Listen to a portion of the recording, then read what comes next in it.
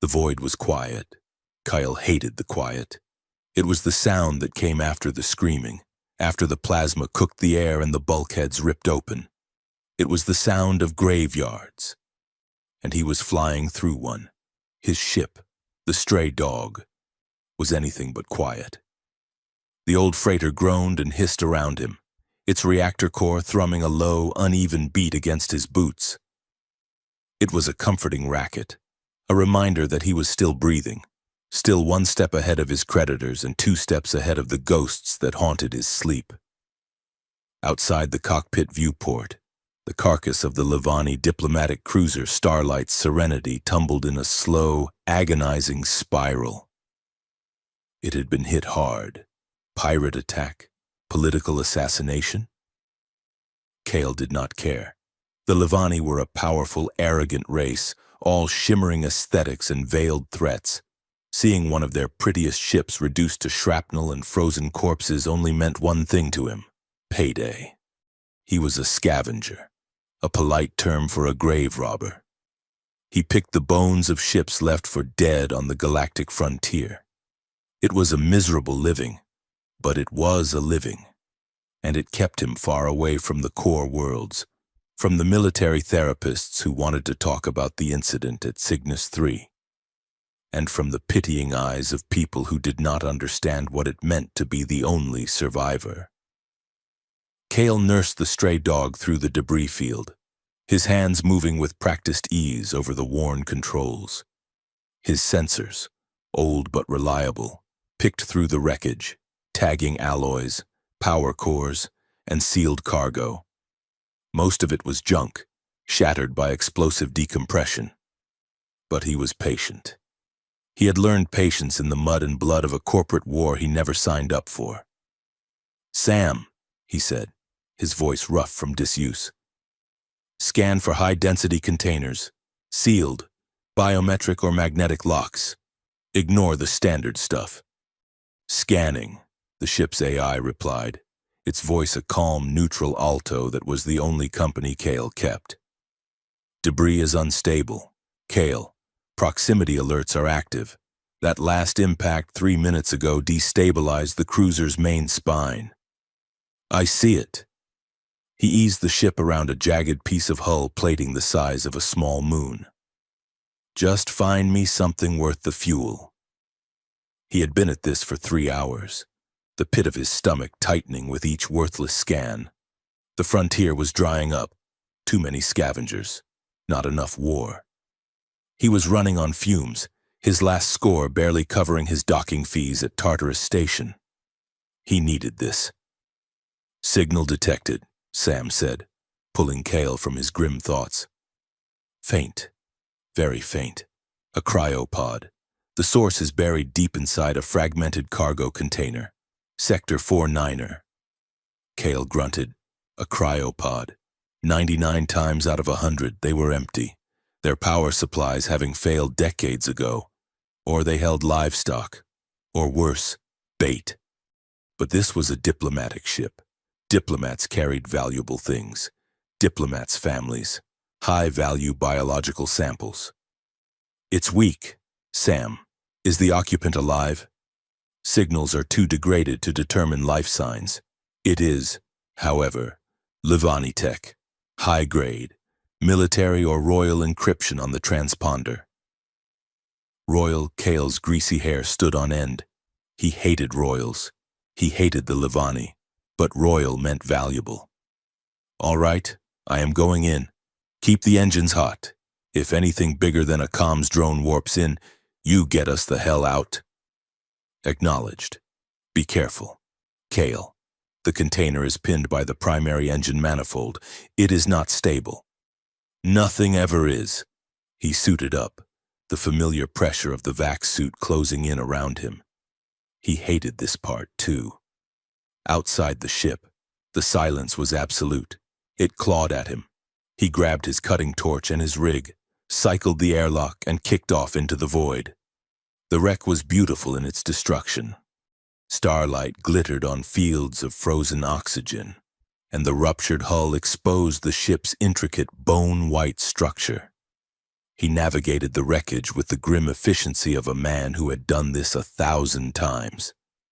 He found the cargo container, a massive thing, its side torn open like a tin can. As Sam had warned, it was held in place by a twisted knot of engine debris. He tethered himself and got to work. The signal was inside. He cut for an hour, sweat stinging his eyes, his muscles burning from the strain. The ghosts were whispering at the edge of his hearing. "Stay with us. Kyle. It's quiet here." "Shut up," he muttered, activating his torch again. With a final, agonizing screech of metal, the panel gave way. He angled his helmet light inside, and there it was, not livestock, not bait. It was a cryopod, sleek and pearlescent, humming with a faint, desperate energy. Its status light was blinking red, critical failure. Kyle swore. He had minutes, maybe less, before the internal power died and the occupant, if any. Flash froze. Reluctantly, he attached his rigging. This was not a simple salvage. This was a rescue. Rescues were complicated. Rescues got you noticed. He hauled the heavy pod out of the container. It was harder than it looked, a dead weight fighting him every inch of the way. He dragged it back to the stray dog, his breath coming in ragged gasps. He practically threw it into the airlock, sealing the outer door before he even had his helmet off. He collapsed against the bulkhead, the adrenaline draining away, leaving only the familiar bone-deep weariness. "Sam, scan the pod. What is inside?" "Scanning pod integrity is at 4%. Power failure imminent. One occupant, humanoid, female, Livani." Sam paused, a rare hesitation in its voice. "Life signs are critical. Kyle, she is dying." Kyle slammed his fist against the wall. A live one. A dying, live, Royal Livani. This was the worst-case scenario. A corpse was in cargo, and a living person was a witness, a burden, a problem. "Can you stabilize the pod?" "Negative. The external ports are fused. The only way to save her is to open it." Kale stared at the pod. He could just leave it. Let the power fail. He would be one less problem in the universe. It was a smart move. The scavenger's move. But the status light blinked red, a weak heartbeat in the dark. He remembered another blinking red light, a pressure seal on a Marine's vac suit, a hand reaching for him in the dark. He had failed to grab it. Damn it! He grabbed his medkit and the emergency stabilizer hypos. "Sam, walk me through the emergency release and prepare the med bay, such as it is." "She is Livani, Kyle. Her biology is unknown to your limited medical database. A hypo of broad-spectrum stabilizers is better than nothing. Just open the damn thing." The pod hissed, vents releasing a cloud of freezing mist. The front panel dissolved, turning from opaque pearl to perfect, clear crystal. Kale's breath caught in his throat. She was not just Livani. She was ethereal. She was pressed against the back of the pod as if by a gentle hand, suspended in the last of the cryogel. Her hair was not just silver, it was like spun moonlight, long and floating freely. Her skin seemed to shimmer, a faint opalescent sheen that caught the cargo bay's dim light. Her features were fine, aristocratic, and utterly perfect. She looked like a statue of a goddess carved from starlight and ivory. And then he saw the tail. It was not the thin reptilian thing he had seen on some species. This was large, thick, and covered in fur so dense and white it looked like fresh snow. It was coiled protectively around her legs, a massive, fluffy, prehensile appendage that looked almost impossibly soft. She was also clearly dying. Her skin was tinged with blue, her breathing shallow and ragged. "Kale," Sam urged. "Her core temperature is dropping rapidly. You must intervene." He was frozen. This was not some refugee. This was not a soldier. This was something else, something royal. He had been right. The hesitation lasted only a second. The memory of failure, the guilt that was his constant companion, spurred him into action. Right. He moved forward, splashing through the slick gel that was pooling on the floor. Okay, easy now. He fumbled with the hypo, trying to find a clear injection site. Her suit, or whatever she was wearing, was a simple white shift that was now soaked and transparent. Kyle ignored it, focusing on her arm. He found a vein, injected the stabilizer, and began hooking her up to his own suit's medical scanner. Sam, I need vitals. Heart rate erratic, temperature critical. She needs warmth. Kale, pressure, something to counteract the shock. He was out of his depth. He was a scavenger, not a doctor. He looked around wildly. His cargo bay was cold. He put his hand on her shoulder, intending to what? Rub it? As his glove made contact, she gasped, a small, bird-like sound, and the tail moved. It was not a slow uncurling. It was a snap, a reflex as fast as a striking snake. It shot out from her legs, thick and powerful, and wrapped around Kale's right leg before he could even register what was happening. It did not just wrap, it was locked. He yelled in surprise, stumbling. The tail was impossibly strong, covered in soft fur but hiding muscles of steel. It coiled twice around his thigh, high up, possessive and tight. "What the Sam? Get this thing off me!" he shouted, trying to pry the appendage loose. It was like trying to bend a steel bar.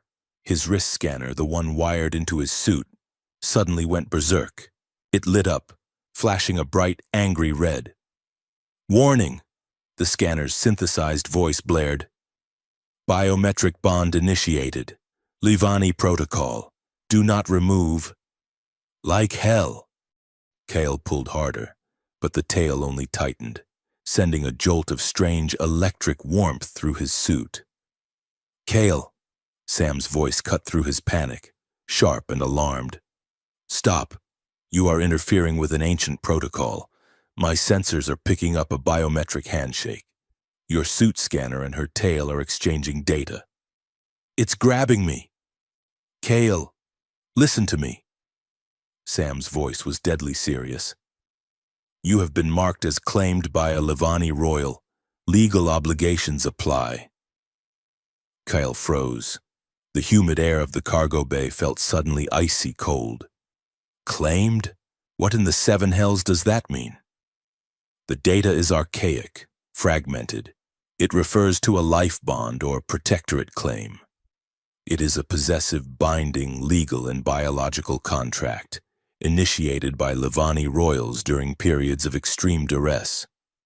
In essence, she has designated you as her protector. Or, Sam paused, her property. The translation is unclear. "Undo it," Kale said through gritted teeth. "I cannot." The lock is biological, keyed to her life signs and yours. It appears to be permanent, as long as she lives. "You are telling me," Kale said, spacing each word out, "that I am stuck to this girl by her fluffy alien tail." Affirmative. Furthermore, any attempt to forcibly remove it will likely trigger a sympathetic bioshock in her. It could kill her. Kale. Kale stared at the unconscious girl. Her breathing was already deepening. The blue tinge was receding from her lips. The stabilizer was working, and the tail around his leg was pulsing with a soft, steady warmth. He was trapped. He spent the next hour in a state of controlled panic. He managed to move, half-hopping, half-dragging to his small med bay.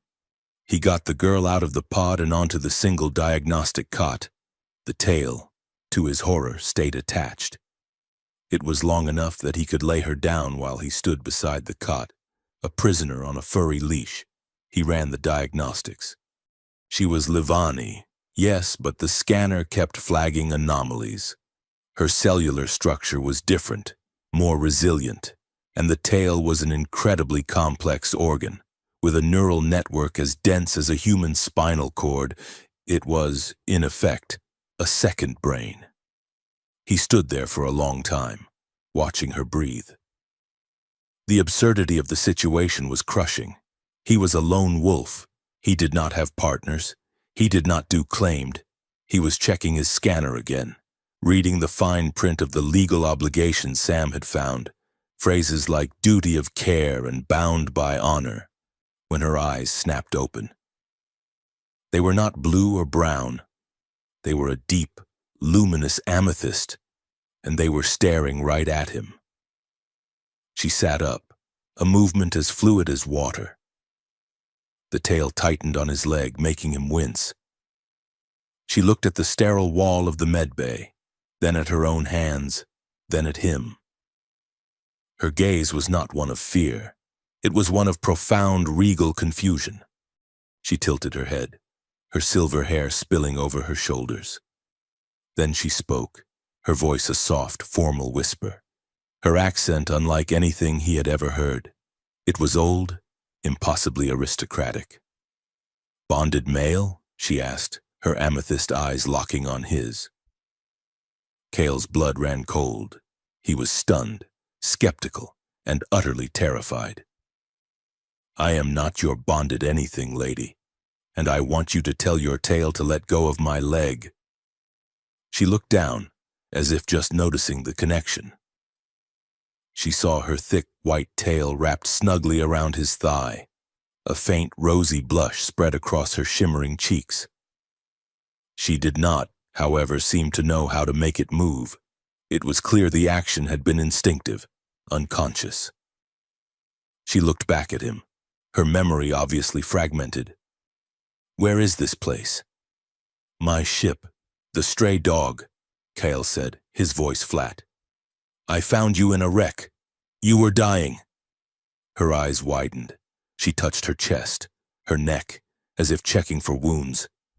Then her gaze sharpened, a sudden primal fear flashing in their depths. "The wreck, no. I remember running." She looked at Cale, and her regal confusion was replaced by something else, an ancient instinct. She saw the grime on his face, the raggedness of his clothes, the weapon holstered on his other hip. And she relaxed. It made no sense. He looked like a threat, but she was looking at him like he was a shield. "You are my protector," she whispered, more to herself than to him. It was not a question. It was a statement of fact. "I am not anyone's protector," Kyle shot back. "I am a scavenger. I was going to sell your pod. Now, I just want you off my ship." Her face fell. She was beautiful, even when distressed. It annoyed him. "I do not understand. The bond is sealed. You are mine." "I am not yours." "We must leave," she suddenly hissed, grabbing his arm. Her grip, like her tail, was surprisingly strong. "They are coming. I know it. I can feel it. The hunters." "Who is they?" Cale demanded, but she was already scrambling off the cot, pulling him with her. The tail was a non-negotiable link. "No more questions," she pleaded, genuine terror in her voice. "If they find me, if they find us, they will kill us both. Please, we must fly." Kyle looked at this terrified, beautiful alien princess, and then at the tail wrapped around his leg. He was in so deep he could not even see the surface. He did not know who she was or who they were. But he knew one thing. A simple salvage job had just turned into the biggest mistake of his life. He sighed, a long, ragged sound of pure defeat. He was curious. He hated that he was curious. He wanted to know why she was running, what made her tail grab him, and why.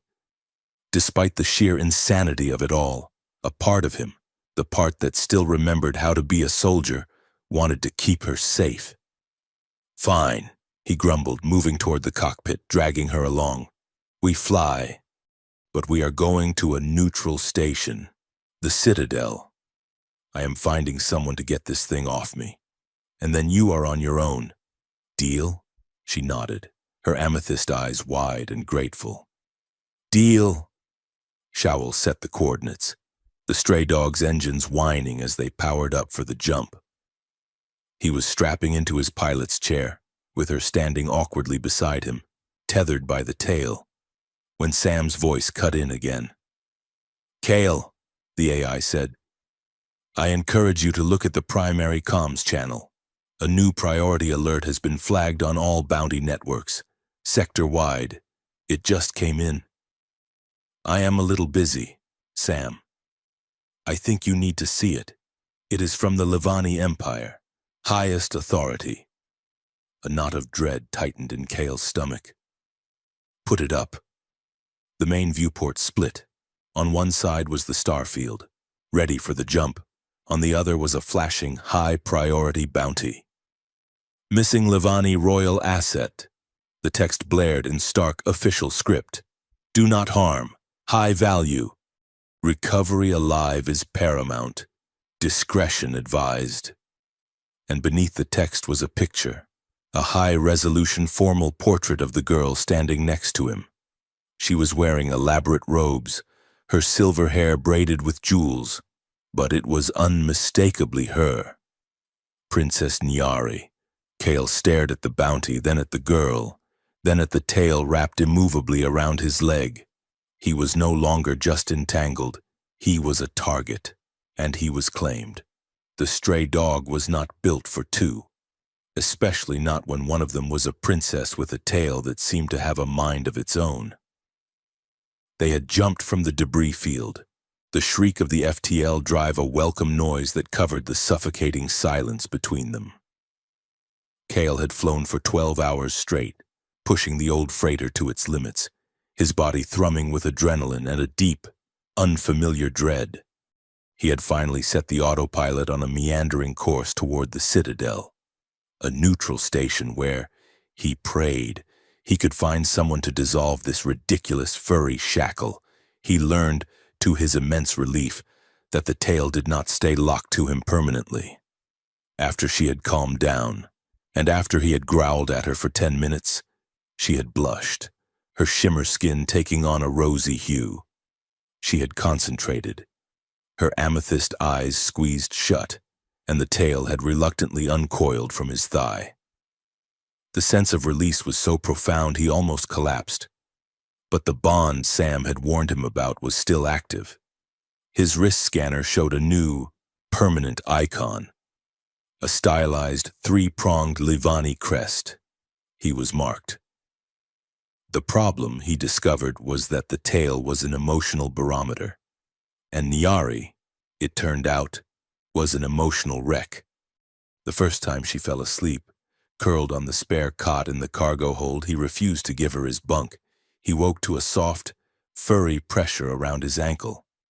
He had been dreaming of Cygnus 3, of the screams and the plasma, and he had kicked out hard, yelling, sending her tumbling to the metal deck. She had looked up at him, terrified and confused, the tail instantly retracting. "It is cold," she had whispered, as if that explained it. "It seeks warmth." "Well, tell it to seek a damned heating coil," he had snapped, his heart hammering from the nightmare. It happened again when a simple capacitor blew in the galley, a loud bang and a shower of sparks. Kyle just sighed and reached for the extinguisher, but Nyari, startled from her exploration, yelped. The tail shot across the 2-meter gap of the corridor and wrapped around his waist like a python, pulling him against her. He froze, his face inches from hers. He could smell her. She smelled like ozone and, strangely, like blooming night flowers. "It is protective," she offered, her voice shaky.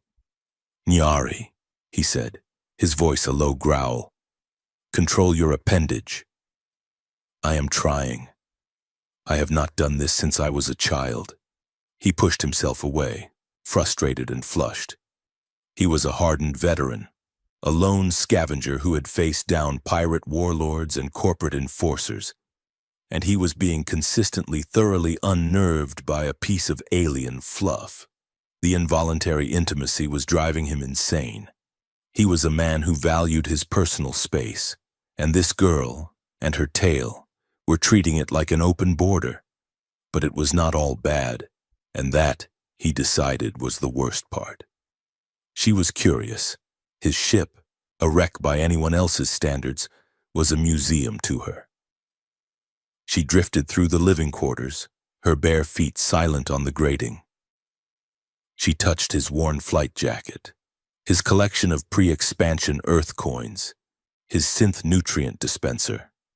"You ingest this?" she asked, holding up a gray nutrient paste packet. "Food is food," he grunted, welding a panel shut. She nibbled it. Her face was a mask of aristocratic horror. "It tastes of chemical sorrow." He laughed, a real, actual laugh. It sounded rusty in the small cabin. "Chemical sorrow? That is a new one. I will call it that from now on." She smiled, a small, tentative thing that lit up her face, and the tail, resting by her feet, gave a single, happy thump on the deck. He found himself watching her. When she thought he was not looking, the regal posture would drop. She would stare out the viewport at the endless swirl of hyperspace, her expression lost and achingly sad. He was a loner, but he recognized the look. It was the same one he saw in his own reflection. One evening, after a particularly grueling diagnostic on the engines, he was rubbing his left shoulder. It was an old injury, shrapnel from a grenade on a forgotten moon. It always ached when the atmospheric pressure on the ship fluctuated. He did not even see her approach. He just felt a sudden, cool touch on his shoulder. He flinched, hand flying to his sidearm. "Peace," she said softly, holding up her hands. "You are in pain. I saw it. I am fine. You are not. Humans are very poor liars." She held a small silver tube. "May I?" "This was in my survival kit, in the pod." He wanted to say no. He wanted to tell her to back off, but the shoulder was on fire. He sighed and nodded, pulling his shirt off. He expected her to be embarrassed. She was not. Her gaze was clinical. She studied the old, jagged scar tissue with an analytical eye. "They did not heal you well. Military surgeons, they patch, they do not paint." She uncapped the tube. A luminescent blue gel emerged. She applied it to his shoulder. Her fingers were impossibly gentle. The gel was cold at first, then a deep, penetrating warmth spread through his muscles. The pain did not just fade, it vanished. It was like it had never been there. He let out a long, shaky breath. "What is that stuff?" "Regenerative cells. A common compound." She continued to rub it in, her touch rhythmic, her focus total. "It will not last. The tissue is old, but it will give you sleep." He sat there, the silence stretching, intensely aware of her proximity, of the scent of night flowers, of the simple, unexpected kindness. He had not been touched like this, gently, in over a decade. "Thank you," he mumbled, turning his head away so she could not see his face. "You are welcome, Kyle." Later, to try and fill the heavy silence of the ship, he had put on an old Earth film. It was a stupid, sentimental thing from the 20th century, something about a lost dog trying to find its way home across a continent. He was only half watching, mostly monitoring the sensor arrays when he heard a sniff. He looked over. Nyari was sitting on the floor, her knees drawn to her chest, her tail coiled around her, and tears were streaming down her perfect, shimmering cheeks. "He is just a beast," she whispered, her voice thick. "Why are the humans so cruel to him? And why does he still love them?" Kyle stared, baffled. "It is just a movie, Nyari, a film. It is not real. The dog is an actor." "But the feeling is real," she insisted, wiping her eyes. "The loyalty, the bond, to be lost and to want so desperately to be found." "I understand him." She cried herself to sleep on the cot. Kyle watched the rest of the film in the dark, the small dog's victory feeling hollow. He looked at the princess, a refugee running for her life, and felt a dangerous, unwelcome pang of empathy. The universe, however, had no patience for empathy. Kale, Sam's voice was a knife in the quiet. Unidentified vessel dropping out of FTL, 2,000 kilometers off our starboard bow. Kale was in the pilot's seat before he was fully awake. Identify. No transponder. Running pirate signatures. It matches a profile. A Xyloc-class marauder. It is a bounty hunter. Kale. The ship appeared on his screen. An angular, ugly thing bristling with weapons. Shields, Kyle yelled, his hands flying across the console. Nyari, strap in, now. The stray dog shuddered as the first volley of plasma hit them. They are hailing us, Sam reported. Audio only. On screen. A voice like gravel in a blender filled the cockpit. Freighter Stray Dog, by authority of the Bounty Guild, you are harboring a fugitive asset. Power down your engines and prepare to be boarded. You have 10 seconds. Go to hell, Kale spat, jamming the thrusters. The old ship groaned in protest but leapt forward. A second volley hit them, shaking the ship so hard Kale's teeth rattled. Shields at 60%. He is faster than us. Kale, I know. He was trying every trick he knew, dumping coolant to create a sensor ghost, cutting through a field of microasteroids to foul their targeting. It was not working. The hunter was good. The port engine is slagged, Sam yelled. We are losing power. I am trying. Kale was sweating, the ghosts of Cygnus 3 whispering in his ear. You are not getting out. Not this time. Bank right, a new voice said. It was Nyari. She was standing behind his chair, her hands gripping the back, her knuckles white. But her voice was not the voice of the girl who cried at movies. It was cold, sharp, and absolute. What? Bank right, hard, now. He did it. He had no other options. The ship screamed. A volley of energy lances shot past where his cockpit had been a second before. How did you do? He is favoring his port cannons. He wants to disable, not destroy. He is predictable. Her amethyst eyes were not soft. They were hard, calculating. Now. Cut inertial dampeners and spin 180 degrees. On my mark. That is a suicide move. He will blast us to pieces. He expects you to run. He does not expect you to fight. His shields are angled for a forward pursuit. His aft is exposed. Mark! Kyle did not know why he listened. Maybe it was the voice of command, a tone he had not heard or used in years. He hit the controls. The stray dog spun on its axis, a maneuver it was never designed for. For a terrifying second, they were staring right at the bounty hunter's cockpit. Then Kale's finger slammed the button for the aft magnetic grapples, a scavenger's tool. The grapples shot out, not as a weapon but as a distraction.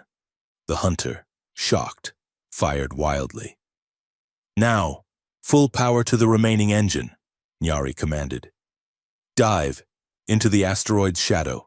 He will need 3 seconds to realign his weapons. We need 2 to be out of range. Kale did not even breathe. He just flew. They shot past the hunter, the grapples retracting, and plunged into the dark side of a massive asteroid. He is firing blind, Sam reported, its voice almost relieved. He missed. He is not giving up, Kyle panted. He will circle. He will not, Nyari said. She pointed to a reading on Kyle's console. His port engine. He overcharged it. It is unstable. As they watched, the bounty hunter's ship, still trying to turn, suddenly listed. A bright blue light flared from its side. He is venting plasma, Kyle whispered, stunned. He blew his own engine. He was arrogant, Nyari said, her shoulders slumping. The fire in her eyes dimmed, the warrior receding. He did not respect his opponent. The Xylox ship, crippled and venting, turned and limped away, vanishing back into FTL. Kyle sat in his chair, his hands shaking. They were alive. He looked at the girl. She was trembling now. The adrenaline gone. She was no mere royal. She was no damsel. You were trained, he said. I had tutors, military strategy. It was part of the grooming. That was not strategy, Kyle said, standing up. That was instinct. That was a soldier's instinct. Who are you? She just shook her head, looking exhausted. I need to clean. I feel dirty. She turned and fled to the ship's tiny fresher, the single room that served as a shower and hygiene unit. Kale was left alone in the cockpit, his mind reeling. She was a warrior figurehead, a trained general in a princess's body. The bounty on her head suddenly made a lot more sense. He spent an hour checking the damage. The port engine was a wreck. He could fix it, but it would take time. He was tired, bruised, and still vibrating from the fight. He needed to wash the grime and sweat off his own skin. He headed to the fresher. He assumed she was done. He knocked. Nyari, are you decent?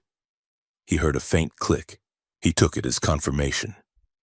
The lock mechanism on the door was old and sticky. He hit the release panel and the door slid open with a hiss. She was not decent. The room was filled with steam. She was standing under the weak stream of recycled water, her back to him. Her silver hair was dark and heavy, plastered to her skin, and she was completely, astoundingly bare. He saw the curve of her spine, the shimmer of her skin beaded with water, the powerful muscles in her legs, and the tail. It was soaked, the fur matted down, looking more like a lion's than a kitten's. He should have shut the door. He should have apologized. He just froze. She spun around, her eyes went wide, and the tail reacted before she did. It lashed. It shot out, not at him, but in front of him, striking the door jamb with a sound like a whip crack. It was a clear, absolute, and lethal warning. "Kale!" she gasped, her hands flying up to cover herself. "I am sorry," he stammered, his eyes reflexively tracing the beads of water that ran down her collarbone. Over the curve of her, he forced his gaze up. "The lock, I thought—" Her tail was still vibrating, poised between them like a striking cobra. But she was looking at him, at his face. She saw the shock, she saw the fear, and she saw the raw, unfiltered hunger in his eyes. And she did not retreat. Slowly, deliberately. She lowered her hands. She moved a step closer to him. The tail relaxed, lowering to the floor, though it still hissed faintly. She was standing in the doorway, water dripping from her hair onto the metal floor. Her amethyst eyes, glowing in the steamy air, held him. "You are afraid," she whispered. "I am not afraid. Yes, you are, but not me. Not like before." She tilted her head, a scientist observing a new species. "You are afraid of this, of me." She took another step. She was close enough for him to feel the heat coming off her skin. "I can smell the adrenaline. On you, it is strong." She looked at him, her gaze so intense it was like a physical touch. "Do humans," she asked, her voice dropping to a breathy whisper, "bond by scent too?" His training, his trauma, his decade of solitude, it all evaporated. He was just a man, standing in front of a woman who was more alien and more beautiful than anything he had ever known. He did not know who moved first. His hand came up, his fingers tracing the line of her jaw. Her skin was like silk. He leaned in. She rose on her toes, her eyes fluttering shut, her lips parting. The smell of ozone and night flowers filled his head. Closer. Then, just as their lips were a breath away, she gasped and pulled back, shoving him hard in the chest. "No!" Kale stumbled, The moment shattered. What did I do? It is not you, she said, her voice shaking. She was breathing hard, her hands pressed to her mouth. She looked terrified. I cannot. I must not. Nyari, what is wrong? I do not want to claim you again, she whispered, tears welling in her eyes. Not like this. The words hit him like a physical blow. Claim, not a kiss, a claim. He realized, with dawning horror, that he had almost walked into a trap far more permanent than a furry tale. What do you mean? He demanded. She looked away, finally grabbing a towel and wrapping it around her body. The first bond on your leg was instinct, a claim of duress, a child grabbing a protector. This, she gestured to the space between them. This is different. A scent bond is intentional. It is for a mate. Kale felt the blood drain from his face. You need to know, she said, her voice small, the warrior gone. The princess returned. You need to know why I am running. She stepped out of the fresher, the towel clutched tightly. I am not just a missing asset, Kyle. I am a fugitive from my own people. The bounty is a lie. They do not want to recover me. They want to silence me. She looked him in the eye, her gaze filled with a pain that mirrored his own. I was to be bonded, an arranged marriage, to secure a political alliance, to General Vilos. General, Kyle repeated. The pieces were clicking into place. He is the high commander of the Livani fleet, a patriot, a monster. Her voice broke. The cruisers were not pirates. It was him. He rigged my stasis pod to fail. He murdered my guards. He tried to kill me. Why? Kyle asked, his own anger a cold stone in his gut. To gain the throne. My family is old. He is new. By bonding with me, he would have a claim. By murdering me and framing a human attack, he could seize power, declare martial law, and start a war he has always wanted. A war against your people. Kyle stared at her. This was not a simple refugee. This was the spark for a galactic war. So you see, she said, I cannot claim you. It would be a death sentence. For us both. Kale looked at her, at this small, brave, terrified woman who had saved his life in a firefight and then almost trapped him in a bond as old as stars. The loneliness he saw in her eyes was a perfect match for the desolate crater in his own soul. His cynicism, his anger, his frustration, it all just settled. He will not find you, Kyle said. His voice was not gruff. It was not sarcastic. It was sincere. Not while I am here. She looked up at him, her eyes searching for him. Do you believe me? I have seen what you can do, he said. And I have seen what people will do for power. He thought of Cygnus 3. I believe you. He turned to go, to give her the space she needed, to go fix an engine and pretend his world had not just tilted on its axis. Kyle, she called out. He stopped. I am not leaving you alone again. Nyari. He did not see it, but he felt it. A soft, warm pressure. He looked down. Her fluffy white tail, now dry, had snaked across the floor. It coiled twice, slowly, deliberately around his left ankle. It was not the desperate, steel-trap grip of the first claim. This was a gentle, possessive coil, a quiet anchor. He looked at her. She met his gaze. This one, she whispered, is my choice.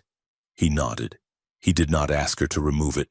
He walked back to the cockpit, his boots making a soft thud on the grating, followed by the silent, furry padding of the tail trailing behind him.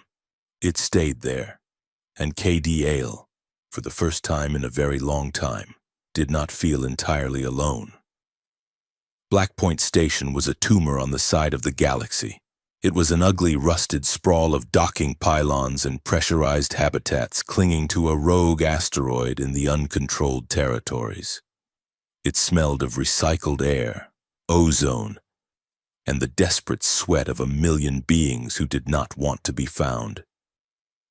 Cale steered the stray dog into a docking cradle that looked like it had not been serviced in 50 years. The ship shuddered as the magnetic clamps engaged, the sound echoing through the hull like a dying groan. He looked at Nyari. She was standing by the airlock, wrapped in an oversized mechanic's coverall he had dug out of storage. It was stained with grease in 3 sizes too big, swallowing her slender frame. She had tucked her shimmering hair under a grime-stained cap, and her tail was wound tight around her waist, hidden beneath the baggy fabric. She looked ridiculous. She looked beautiful. "Stay close to me," Cale said, checking the charge on his pulse pistol. "And do not speak.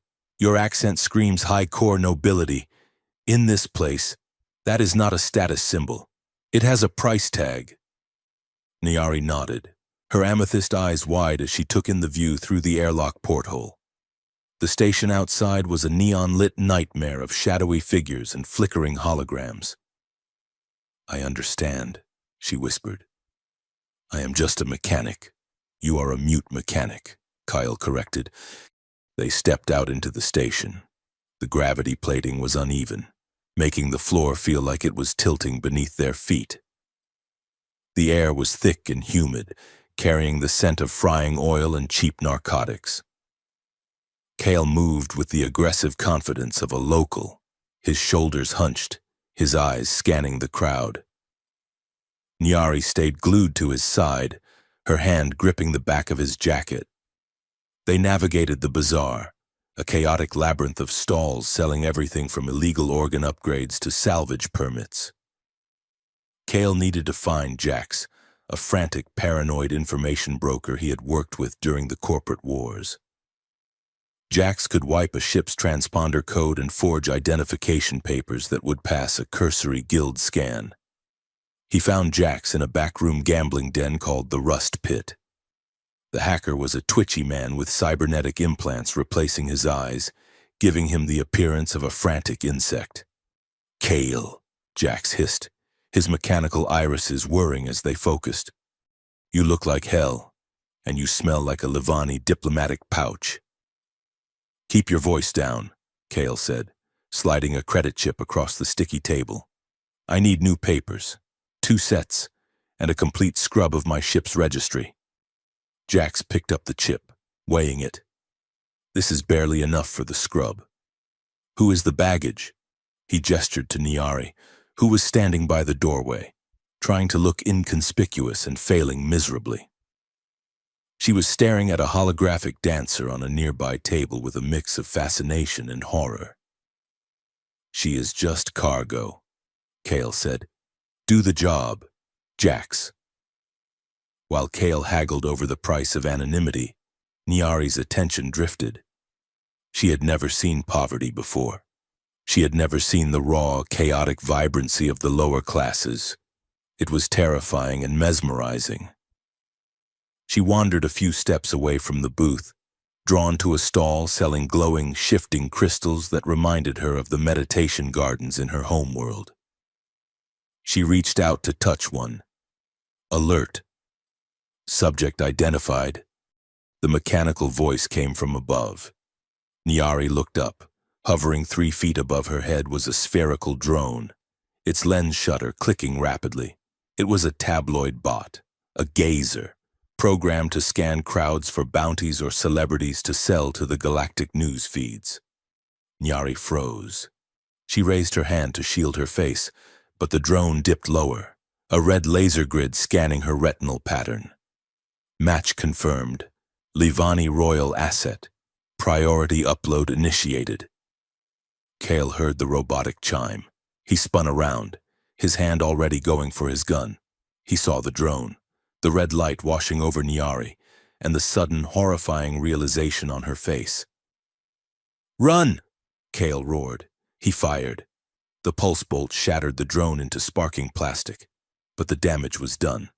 The upload light had turned green a split second before the machine exploded. Her face was now on every bounty hunter network within 10 parsecs.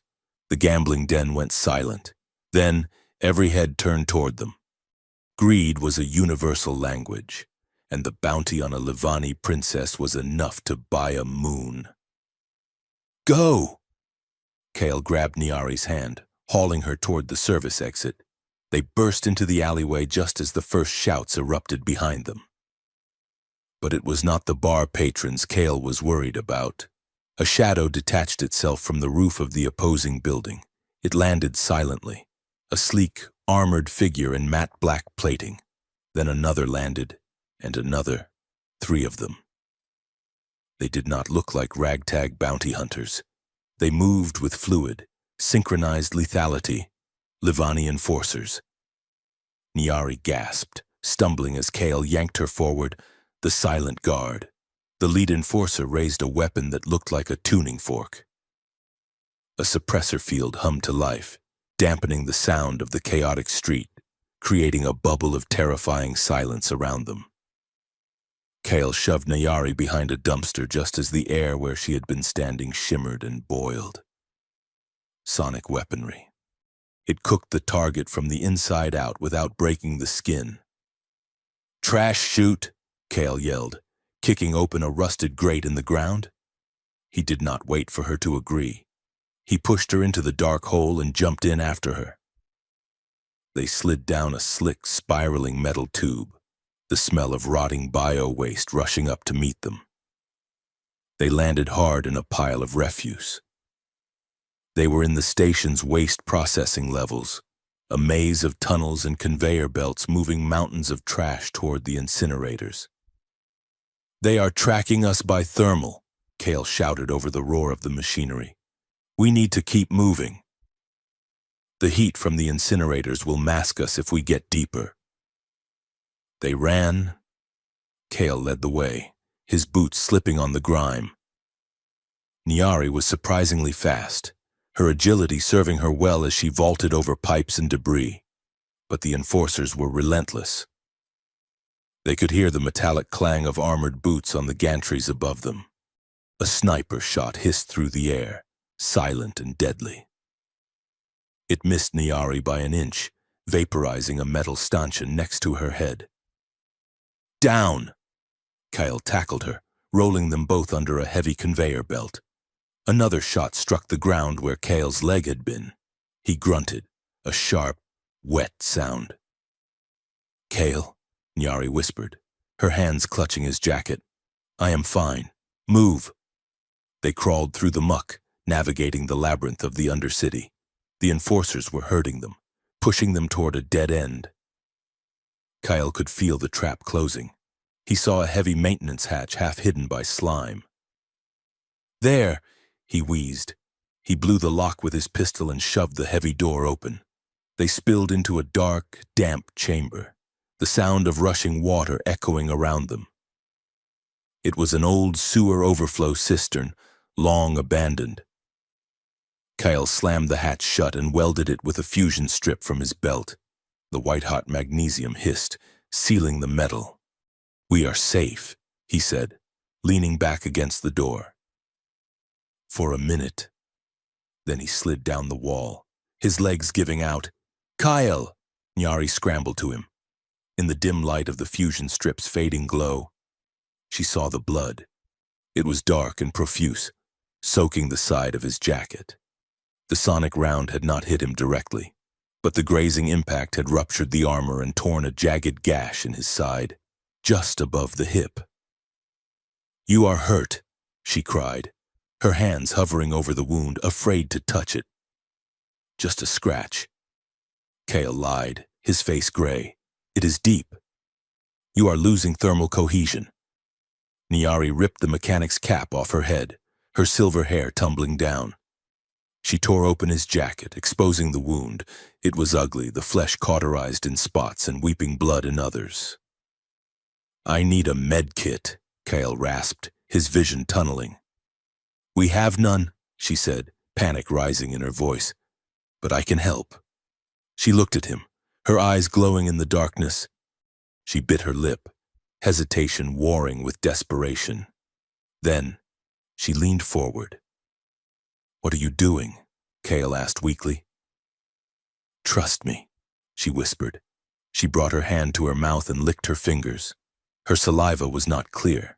It glowed with a soft, bioluminescent blue light, thick and nectar-like.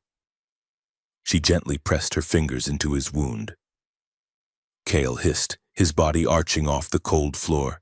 It burned like ice, a freezing shock that instantly numbed the tearing pain. "It is an enzyme," she murmured, working the glowing substance into the cut. "My people evolved in the dark forests of Livon Prime. We heal our own." She leaned down, pressing her lips directly to the wound, applying more of the glowing fluid. The sensation was overwhelming, cold, then hot, then a throbbing rhythmic connection that seemed to sync his heartbeat with hers.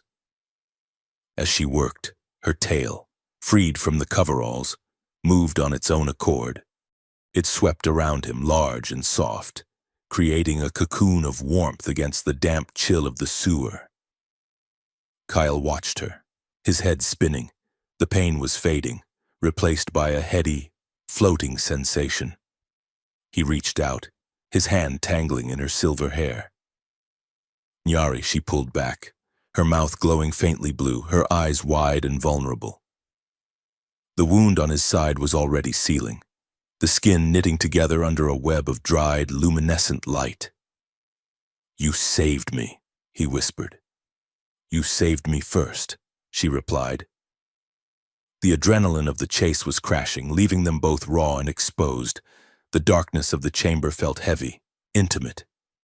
They were two fugitives in a sewer, hunted by the universe, with nothing but the sound of their own breathing. Kyle looked at her, not as a princess, not as a job, but as a woman who had just pulled him back from the edge. The barrier between them, maintained by duty and cynicism, shattered. He pulled her down to him. This time, she did not pull away.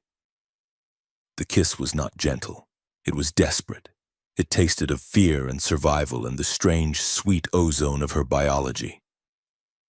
Kyle's hands found the curve of her waist, the fabric of the coveralls rough against his palms. Nyari made a sound low in her throat, a growl that vibrated against his chest. They moved together in the darkness, fumbling with zippers and clasps, driven by a hunger that had nothing to do with logic. It was fierce and raw. Kyle needed to feel that he was alive. Nyari needed to feel that she was not alone. When they finally came together, it was strange and overwhelming. Her skin felt hotter than a human's, her movements fluid and powerful. She straddled him, her eyes glowing like twin stars in the gloom, seeing him, claiming him. And then, the tail. It did not just wrap around his leg this time. It uncoiled fully, a massive serpentine muscle, and wound itself around his entire torso. "It is constricted, not to crush, but to bind." Kale gasped as he felt a pulse of light travel from her spine, through the tail and into his own chest. It was a physical shock, a jolt of pure bioelectricity that arched his back. He could feel her heartbeat inside his own ribcage. He could feel her fear, her desire, her overwhelming, crushing loneliness. The tail pulsed with a soft, rhythmic bioluminescence, lighting up the sewer walls with waves of soft violet light. "Nyari!" he gasped, unable to breathe, unable to look away from her eyes. "I cannot stop it," she cried out, her head thrown back, her body trembling. "It is binding!" The climax was not just physical, it was a collision of souls. Kale felt his own identity fragmenting, mixing with hers. He saw flashes of her memory, gold palaces, cold tutors, the cage of duty. She saw his war, the mud, the silence of the dead. When it was over, the silence in the chamber was deafening. They lay tangled together on the cold floor, the violet light from her tail slowly fading to a dull, steady thrum. The tail remained wrapped around his chest, tight and immovable. Nyari buried her face in his neck. He could feel her tears, hot and wet against his skin. "What was that?" Kale whispered, his voice hoarse. He felt different, changed, like gravity had shifted. She lifted her head. Her eyes were red-rimmed, filled with a tragic, devastating love. She traced the line of his jaw with a trembling hand. "The royal binding," she said softly. "It is irreversible. It is the second mark. The first was for protection. This is for life." She looked down at where her tail was fused, no, bonded, to his torso. "Now the Empire will feel you through me," she whispered. "Every time my heart beats, they will see your signature in the royal biogrid. We cannot hide anymore. Kale, I have just shouted your name to the stars." Kale looked at the ceiling of the sewer. He should have been terrified. He should have been angry.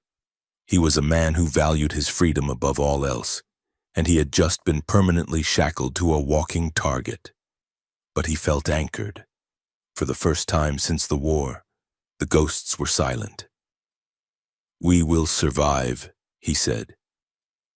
He sat up, wincing slightly as the healing wound stretched, but holding her tight. "We will run.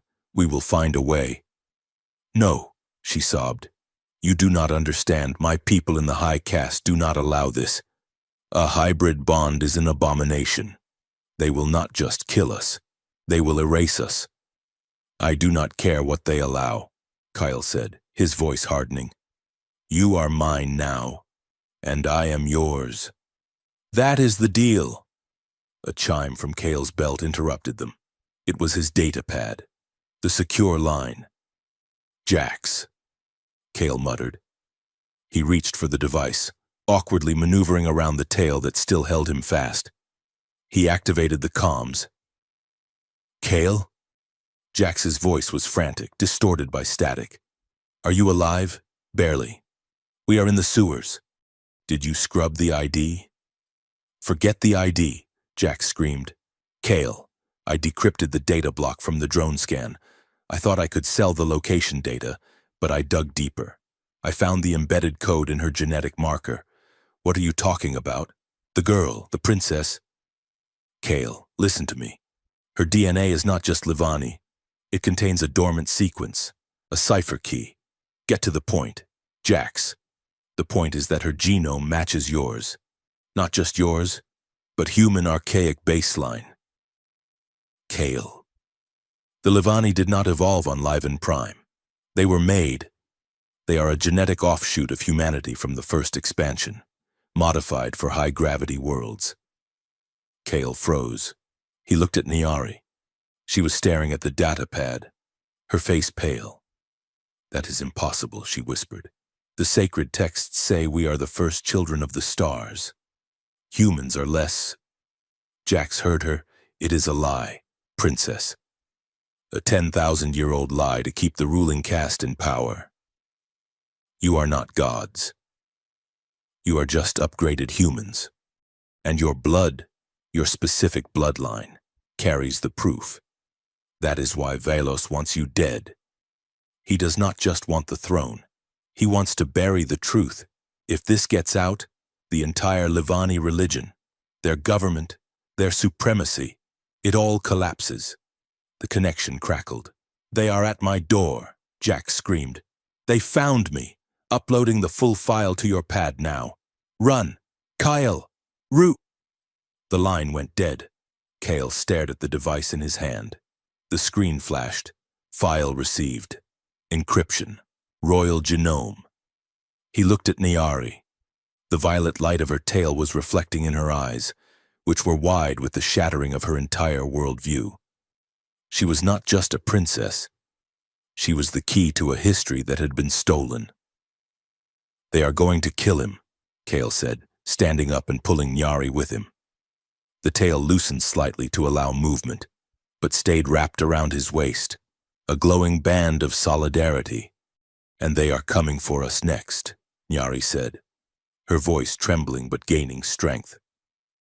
She looked at her hands, then at Kale. If we are the same, then this bond is not an abomination. No, Kale said, checking the charge on his pistol. It is a homecoming. He triggered the explosive bolts on the sewer exit. Let's go start a war. The asteroid was a jagged shard of iron and silence, tumbling through the black. It did not appear on any official star charts. It was a ghost, a forgotten marker in an empty sector of space that shipping lanes avoided. According to the data Jax had died for, it was called Outpost Etia. Kale kept the stray dog at minimal power, drifting the last 50,000 kilometers. The station was invisible, buried deep within the asteroid's crust. Only a single coded energy signature gave it away. A signal so faint Kale would have mistaken it for a sensor ghost if Jax's file had not told him exactly where to look. Nyari sat beside him in the co-pilot's chair, her face pale but set. The royal binding, the tail that was a permanent, living, breathing link between their bodies, was wrapped loosely around his waist. It was no longer a burden. It was a connection. He could feel the anxious, steady thrum of her heart mirrored in his own chest. Sam, are you picking up anything? Kale whispered, his voice husky in the dim cockpit. Negative, the AI replied, its voice a low murmur. The outpost is running on less than 1% power. It is in cold storage mode. No active life signs. No automated defenses. It is a grave, Nyari said, her hand resting on the tail, where it connected to Kale. I can feel it. There is an echo of pain. Kale looked at her.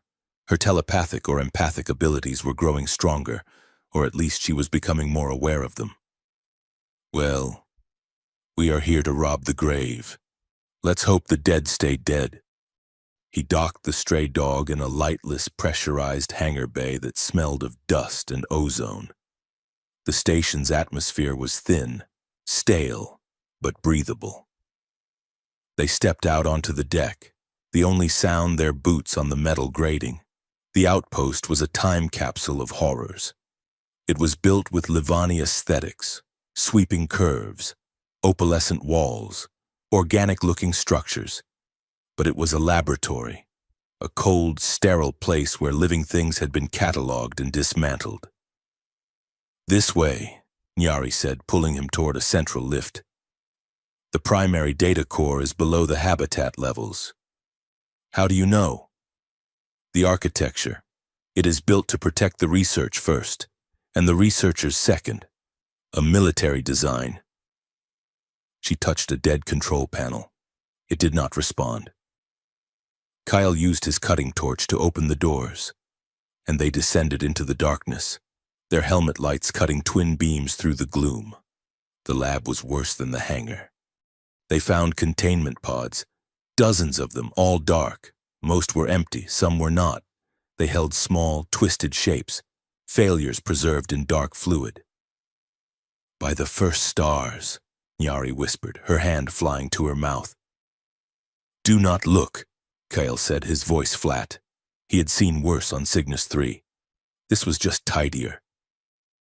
He pulled her away from the pods, toward a central command console. The data core is here. Jax said the file was keyed to your bloodline. You need to open it. Nyari placed her hand on the console. It flickered to life, bathing them in a soft, holographic light. A security interface appeared, a complex Livani matrix. Royal authentication required. It is asking for my genetic imprint, she said. Do it. She pressed her hand to the scanner. The console chimed. Access denied. Impure. Nyari recoiled as if struck. It is called impure. The bond, Kale realized, his gut clenching. It is reading us as one signature, a hybrid. It thinks you are contaminated. But how do we open it? Kale looked at the interface. The lie had been the foundation of their entire empire for 10,000 years. We stop lying, He put his own hand on the scanner, next to hers. We are one. A hybrid. The console was silent for a long, agonizing second. Then it chirped. Hybrid signature verified. Welcome, administrator. The console lit up. The entire archives of Outpost Etia displayed before them. It knew, Nyari said, her voice trembling. They designed it to recognize us. They were experimenting, Kyle said, his fingers flying across the interface, bringing up security logs. They had to have a way to control their creations. He found the primary log file. It was encrypted, but the system had already recognized them as administrators. He hit play. A hologram flickered to life in the center of the room. It was General Vilos. He was younger, his face unlined, but his eyes held the same cold reptilian focus. He was not in his military uniform, but in the sterile robes of a researcher. Log entry, Cycle 47, Vilos said, his voice echoing in the dead lab. The Heritage Project is a resounding success, though a political nightmare. Our spies confirmed what the High Caste has always feared. Our sacred genome is nothing more than a modification of the archaic human baseline. We are their descendants, not the first children. He paced the holographic stage. This truth is a disease. If it spreads, it will shatter our empire, our faith, our very right to rule. It must be contained. Nyari was holding on to Kale, her nails digging into his arm. But the human strain, Vilos continued, a sick smile playing on his lips. It has potential. It is resilient, chaotic, adaptable. Our own inbreeding for purity has made us stagnant. We need their fire, but we must control it. The hologram shifted. It showed a map of a human genome, side by side with a Livani one. The goal is no longer to hide the truth. The goal is to weaponize it. We will create a new warrior class, hybrids, with Livani discipline and human ferocity, warriors who can be controlled, who will see us as gods. The image changed again. This time, to a sterile room. Kyle felt sick. It was filled with children, human children. The early trials were failures, Vilos said, his voice devoid of emotion. The human subjects reject the Livani gene splices. They die or they break. Kyle looked at Nyari. We can stop this. No, she whispered, her eyes locked on the hologram. I must see. The key, Vilos said, is a pure, uncorrupted bloodline, a royal bloodline, one that still holds the dormant codes of the first expansion, a bloodline that can bridge the two species. The hologram now showed a single rotating strand of DNA. Princess Nyari's genome, Vilos said, almost reverently. She is the key. Her bloodline is the template. Her DNA will allow us to stabilize the human Livani hybrids. She was bred to be a symbol of peace, a useless, pretty doll to unite the old houses. He looked directly into the camera, his eyes burning with a zealot's fire. But I will make her a tool of war. Her blood will forge a new empire. The High Caste thinks I seek to marry her for power. They are fools. I seek to harvest her. And with the army I create, I will purge the galaxy of the human filth we spawned from, and take our rightful place as the only true power. The log ended. The silence that followed was heavier than the asteroid's gravity. Nyari made a small, broken sound, like a bird with a snapped wing. She sank to her knees, her tail, their bond, pulling Kale down with her. She did not cry. She convulsed, a dry, racking sob that tore through her body. She stammered, looking at her hands. I am not real. I am a crop. A symbol. A tool. Nyari. Kale tried to hold her, but she shoved him away. All my life, she screamed, the sound echoing through the lab, startling the dust. All my life, I was taught to be a symbol of peace. I trained, I studied. I believed I was the bridge between our peoples, that my life and my marriage would mean something, that I could stop the wars. Her grief was a physical force, a storm Kale could feel in his own chest through the bond. It was cold and sharp, like broken glass. "He used me," she whispered, her voice breaking. "He used my blood on those children." She finally looked at him, her amethyst eyes shattered, all the fire, all the regality gone. "I am a monster, Kyle. My entire existence is a lie built on the bones of children. I am not a princess. I have a weapon-grade disease." Kyle's heart broke. He knew this feeling. The moment when you realize you are not the hero, but the tool of someone else's war. The survivor's guilt, the shame. He knelt in front of her, in the dust and the ghosts.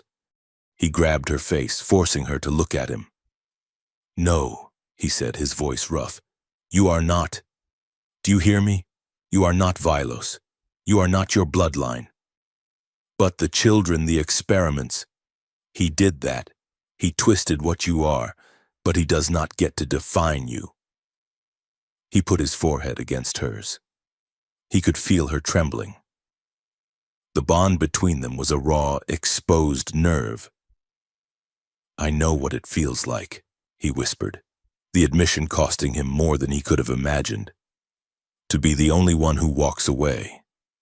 To know you were just a tool for a cause you did not even believe in. I know this, and it will eat you alive, if you let it." He pulled back, his hands tracing the lines of her face. "You are not a symbol.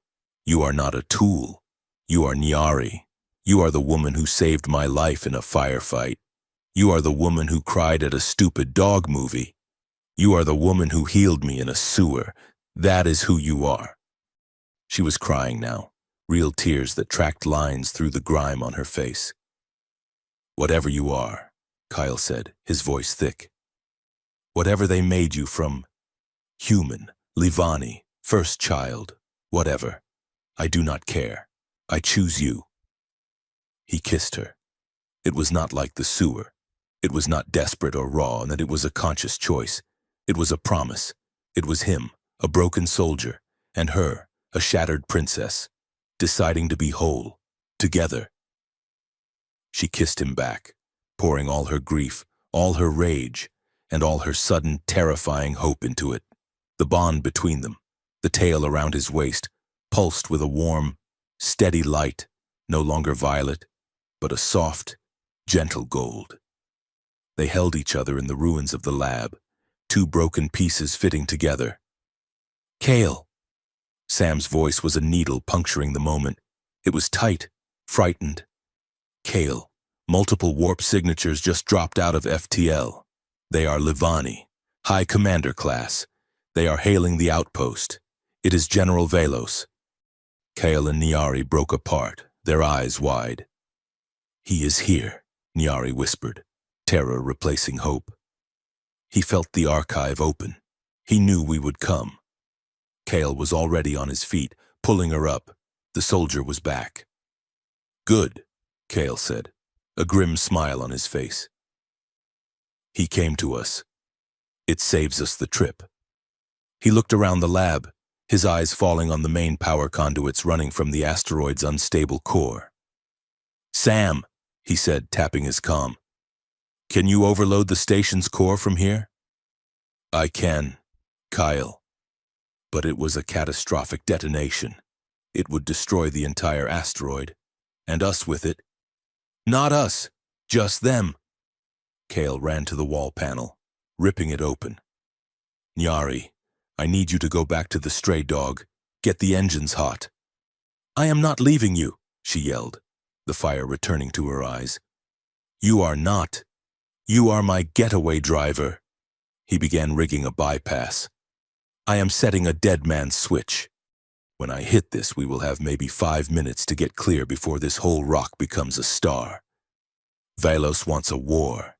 He can have it." Kyle, listen. Sam's voice was frantic. They have breached the hangar. They are coming down the lift shaft. There was no time. Change of plans, Kale said, grabbing his pulse pistol. He looked at Nyari. Remember your military training, princess? She smiled, a fierce, feral baring of teeth. She uncoiled her tail from his waist, but the bond remained, a humming line of energy. She held her tail poised behind her, like a scorpion. I remember everything. Then let's be impolite.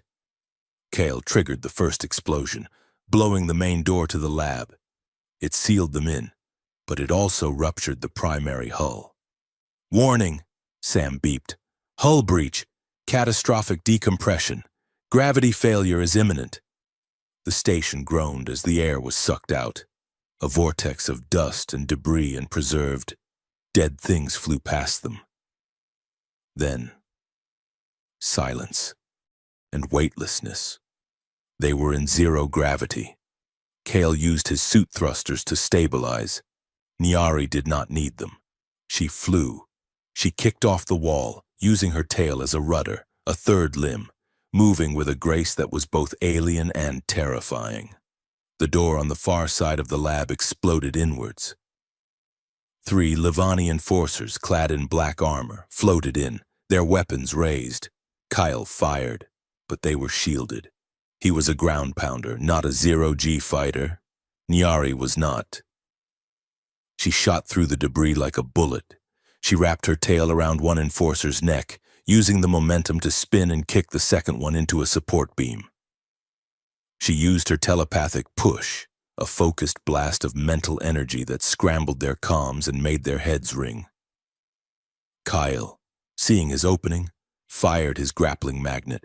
It hit the third enforcer in the chest, yanking him off balance, and Kale reeled him in, finishing him with a plasma torch to the helmet seal. They cleared the lab, moving into the main shaft. Below them, they could see him, General Vilos. He was in full, high-tech battle armor, his feet magnetized to the wall. He was not floating. He was a pillar of absolute authority in the chaos. Princess, he boomed, his voice amplified. You have seen my life's work. A pity I must now end yours. You have been contaminated by this human filth. He is not filth. Vilos, Nyari screamed, her voice unamplified, a thin sound in the void. He is my bonded. Then you will die as an abomination. Velos raised his rifle. Nyari shot toward him. She was magnificent, a silver-haired Valkyrie in zero-G. She used her tail to block, to grapple, to strike. She used her mind to deflect his targeting sensors. She was a warrior figurehead, and she was fighting for her life. But Velos was a general. He was ruthless. He let her get close. He let her think she was winning. He dropped his rifle and grabbed her, his armored glove closing around her throat. Your human weakness has infected you, my dear. He drew a glowing vibroblade from his belt. No! Kyle screamed. He was too far away. Velos plunged the blade deep into Nyari's side. She cried out, a sound that Kale felt in his own gut as a white-hot agony. The bondtail went limp. Her light, her life, was fading. Kale's vision went red. The ghosts of Cygnus 3 screamed, but this time, he screamed with them. He was a soldier. He was an earth-born scavenger. He did not have high-tech shields or vibroblades. He had junk. He ripped a flashbang grenade from his belt, a forgotten ancient piece of human tech. He thumbed the activator and threw it. Vilos, his high-tech sensors built to detect energy signatures and plasma fields, did not even register the simple chemical-based light. The grenade detonated in a silent, blinding flash of pure white magnesium light. Vilos roared, his hands flying to his helmet, his optical sensors completely fried. He was blind. Kyle did not hesitate. He fired his magnetic grappling hook. The heavy four-pronged claw slammed into Vilos's chest plate with a metallic clang. Kale hit the retraction motor. The cable went taut. The general, blinded and disoriented, was ripped from his magnetic anchor. He flew through the zero-G chasm, tumbling uncontrollably right toward Kale. But Kale was not the target. He pivoted, bracing himself. Vilos flew past him and straight into one of the open, empty containment pods in the lab wall. Kale slammed his fist onto the seal button. The pod door hissed shut, trapping the general inside. Vilos, his sight returning, pounded on the reinforced glass. He was trapped. Kyle did not waste a second. He flew to Nyari. She was drifting, a trail of dark, shimmering blood, her blood clouding the air. Her eyes were closed and she was unconscious. The wound was deep. Kale grabbed her, pulling her close. The tail, their bond, was cold. "Sam," he yelled, his voice breaking. "Blow it. Blow it all to hell."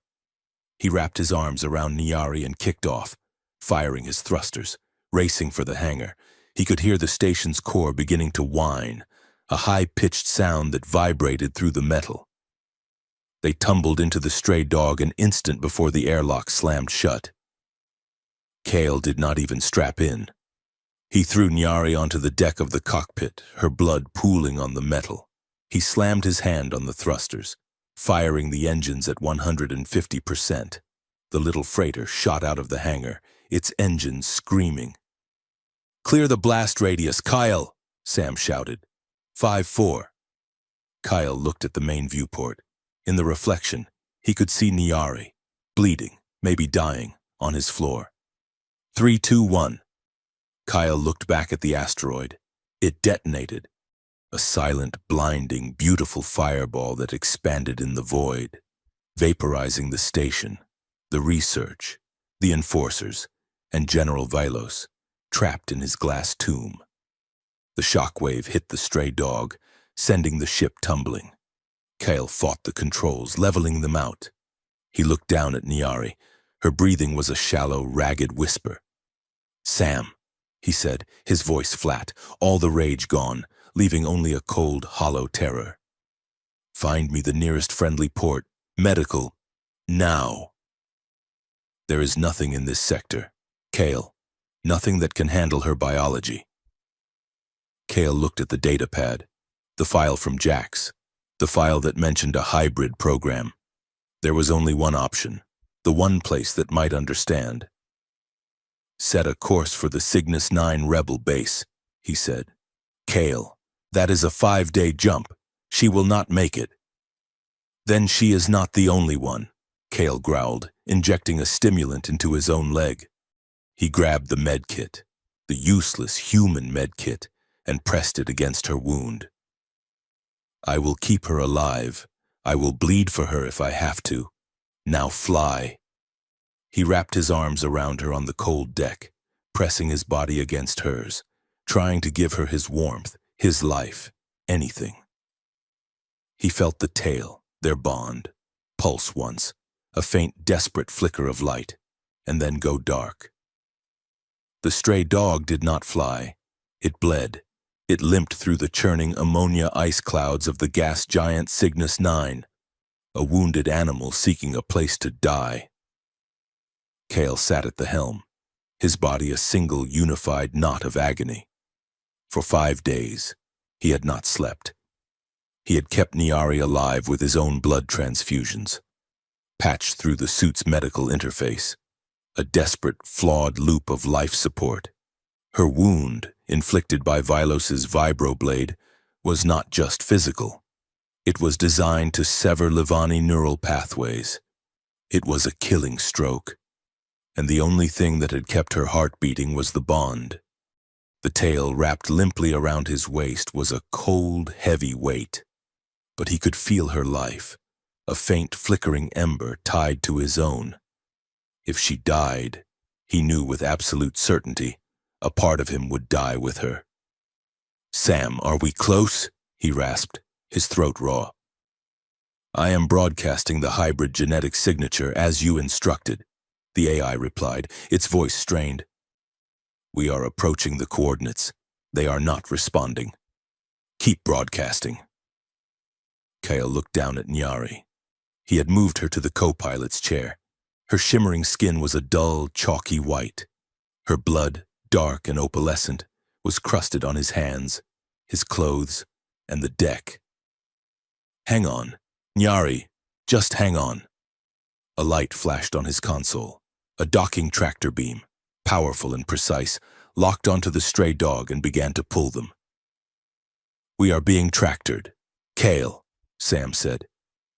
"It is about time," he breathed, letting his head fall back against the headrest. He finally let go, his consciousness slipping as the ship was drawn into the hidden rebel base. He awoke to the smell of actual synthesized oxygen and strong antiseptics. He was on a medical cot. The first thing he felt was the absence. He sat bolt upright, shouting her name, "Unyari!" The tail was gone, his waist was bare. Peace, human. A woman stood over him. She was tall, with light brown skin and eyes the color of a winter sky. Her hair was a dark, tight coil of curls, and from the base of her spine, a long, slender tail covered in dark, mink-like fur swished with nervous energy. She was a hybrid. "Where is she?" Kale demanded, his voice a panicked growl. "She is alive," the woman said, her voice a strange, beautiful mix of a human alto and the formal Livani cadence. "Because of you, the bond kept her tethered to life. Your blood, though impure by their standards, was compatible. You literally poured your life into her." Kyle slumped, the relief so profound it made him dizzy. "Who are you?" "My name is Ilara. I lead this resistance." She gestured to the medical bay, a clean, well-lit room built into what looked like an old freighter hull. "We are the children of the Itia outpost, the ones who survived." Kale stared at her. "The experiments. The failures," she corrected, her eyes hard. "Vilos thought he was creating soldiers. He was creating us. We escaped. We have been hiding, growing, waiting." She looked at Kyle, a new understanding in her gaze. "And then you broadcast a hybrid genetic signature I have not seen in 20 years. A royal signature. You brought us the one thing we never thought we would have. Proof. I just needed to save her. You did. Now we must see if we can save ourselves." Ilara took him to a private room. Nyari was there, floating in a regenerative tank, her body bathed in the same blue glowing fluid he had seen in the pod. Her wound was sealed, but her color had not returned. "She is healing," Ilara said. "But her body is just a body. Her mind, her consciousness, is lost. The shock was too great." "What do you mean?" "The bond you share with the royal binding is more than a physical link. Kyle, it is a bridge, a conduit. Her mind has fled the trauma, and it is hiding inside you." Kale looked at his hands. "I do not understand." "She is in there," Ilara said, touching his temple. "Her consciousness is clinging to yours. You are her anchor in the storm. But you must call her back. She must choose to return. And when she wakes up, she will have to make another choice." Ilara led him to a briefing room, leaving a medical droid to monitor Nyari. The stakes were laid out on a holographic map of the galaxy. "Vilos is gone," Ilara said. "But his heritage project is not. His faction is still powerful. They believe in Livani supremacy. They will not stop the hunt for her. They will just call it justice now, not recovery." "So we hide," Kyle said. "We can take a ship, run to the outer rim." "No," Ilara said, her tail lashing. "You do not understand the power you hold. The file you brought us, the proof of our shared origin, is a bomb. But a bomb is useless unless it is detonated. Nyari is the only one who can do it." "How?" "A claim of truth. It is an ancient, sacred Livani right. Any royal can broadcast a claim. and the Galactic Court must convene to hear it. It is a political challenge, a cultural reset. If she makes the claim, if she reveals the lie that the Empire is built on, it will not just be a scandal. It will be a civil war. The high caste will shatter. The lower classes, the ones who sweat and die for the first children, will revolt. And we, the hybrids, will finally be seen. Kyle felt the weight of it. You are asking her to destroy her entire civilization, to burn down her home. Her home is a lie. Her civilization is built on a crime. We are asking her to choose the truth. Ilara leaned forward, her eyes pleading. She can spark a movement, Kale, a movement that could free billions. Or she can stay silent and allow Velos's legacy to fester and grow in the dark. The choice is hers. But she must make it. Nyari was out of the tank 2 days later. Her wound was a pale, silver scar on her shimmering skin. But she was hollow. She moved with her old grace, but her eyes were vacant. She sat in the room they had given her, staring at the bulkhead. Kale sat with her. The bond, the tail, was back. It was wrapped around his waist, but it felt cold. Dormant. He could feel her, but it was like she was on the far side of a thick glass wall. He felt her profound, crushing emptiness. She began to have flashbacks. He felt them through the bond, sharp, painful jolts of memory. She was a child, no older than 7. Her tail, smaller then, but just as fluffy, was being braided. Not by her mother, but by a cold-handed priestess. Heavy gold rings, rings of duty, were woven into the fur, each one a painful tug. A royal's tale is not for comfort, the priestess intoned, her voice a dry rattle. It is not for play. It is a symbol. It is the chain that binds you to your people. You will bind by duty, not by love. You will bind for the empire. You will bind for the blood. Another flash. She was a teenager, sparring with a guard. She was good. She had won. But her tutor had struck her. A princess does not win, the tutor snapped. She presides. Your strength is not for you. It is for your mate, to make him stronger, to serve his needs. Another, her father, the emperor, wears a mask of cold duty. Velos is a good match. He is strong. He will secure the borders. Your feelings are irrelevant. Your womb is a state asset. Nyari, your life is a state asset. Do not disappoint me. She was trapped, her entire life, a cage. She was not a person. She was a symbol, a tool, a broodmare. She turned to Kyle. Her amethyst eyes, the ones he had seen burn with fire and passion, were now dull, lifeless. Ilara told me, the choice. Yes, he said, if I speak, I destroy my family. I destroy the legacy of my ancestors, and I plunge my home into a war that will kill millions. And if you do not? Kale asked. Vidalos wins. His poison continues. The lie continues. The children, it will all happen again, in the dark. She looked at her hands. I was a symbol of peace, a lie. Now I must be a symbol of war, a truth. I do not know if I am strong enough. I do not know who I am.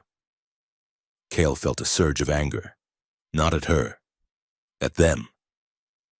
To everyone who had tried to put her in a box, to make her a tool, the priests, the tutors, her father, Velos, even Ilara, with her righteous cause. He stood up, pulling her to her feet, the tail, their bond, pulled tight. Stop, he said, his voice a low growl. Just stop. Stop what? Stop thinking about them. Stop thinking about your father, or Velos, or Ilara, or the Empire, or your duty. He gripped her shoulders. They are all gone. Nyari, Velos is dead. Your father tried to marry you to your murderer. Your duty was a lie. All that is left is you. Here. Now. She was trembling. I do not know how. You asked me who you were, he said, his voice softening, but his grip still firm. You are not a symbol. You are not a tool. And you are not a child. He leaned in, his gaze intense.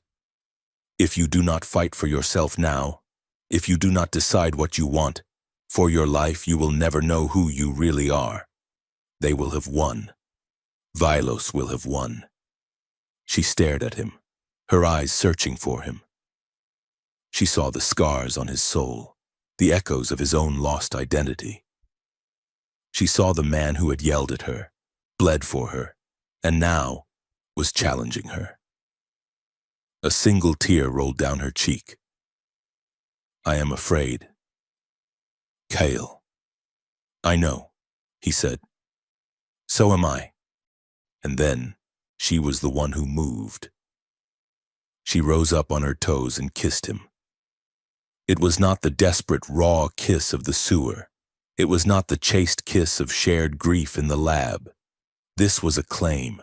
This was a choice. Her lips were soft, but her intent was fierce. Her hands came up to grip his face, her body pressing against his. The tail, their bond, which had been cold and dormant, suddenly flashed with warmth. It was not the violet light of the binding or the gold light of the promise. It was a new color, a deep, burning, living red. It wrapped around his waist, not as a chain, but as an anchor. He kissed her back, all his loneliness, all his pain, all his walls they just dissolved. He lifted her, and she wrapped her legs around him, the tail binding them so tightly he could not tell where he ended and she began. He carried her to the cot, and they made love. It was not a desperate coupling. It was slow. It was gentle. It was a rediscovery. It was two equals, two survivors, two halves of a whole. Finally, seeing each other. Kyle touched her, not as a princess, but as his woman. He memorized the silver scar on her side, the curve of her hip, the way her shimmer skin felt under his rough hands. She touched him, not as a protector, but as her man. She traced the old shrapnel scar on his shoulder, the lines of exhaustion around his eyes, the strength in his arms.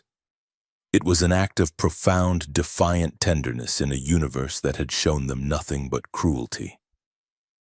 And as they moved together, as the pleasure built, the bond between them flared. It was no longer just a physical or emotional link. Their minds connected. The climax was not a release. It was an opening. Kyle saw. He saw her childhood, not as a flashback, but through her own eyes. He felt the crushing loneliness of the gold palace, the constant suffocating weight of duty. He felt her secret rebellion, the books she read in the dark, her forbidden fascination with other worlds. He felt her terror in the cryopod, the cold seeping in. He felt her, a captive, her entire life, and she saw Cygnus 3. She stood in the mud with Kale, the plasma fire raining down. She heard the screams of his squad. She felt his hands slip from his corporal's grasp. She felt the snap as he cut the tether, sacrificing his friend to save the evac ship. She felt the agonizing, soul-crushing guilt of the survivor, the ghost that had haunted him, the reason he ran, the reason he hid in the void. They did not just see. They felt each other's deepest, most secret, most broken places. The vision faded. They were back in the room, tangled in the sheets, slick with sweat, and they were both crying. She wept for his loss. He wept for her cage. They cried for the soldiers and the children, for the lies and the pain, for the two broken people who had just found a home in each other's arms. It changed them. The last of his cynicism was washed away. The last of her fears was burned up. They were not just bonded. They were one. Nyari pulled back, wiping the tears from his face. Her amethyst eyes were no longer dull. They were not just glowing. They were burning. The fire was back. "He made you choose," she whispered, her voice thick. "Your corporal." "I had to," Kyle choked out. "No," she said, touching his heart. "You had to survive, just as I had to survive." She took a deep, shuddering breath. "I know who I am now." She stood up, pulling the sheet around her. The warrior figurehead was gone. The weeping child was gone. A queen stood in her place. "I am Nyari," she said, her voice clear and strong. "I am human. I am Levani. I am bonded, and I will not be silent." She looked at Kale, a fierce, beautiful smile on her face. "I am not a symbol, Kale. I am a voice, and I am going to make them listen."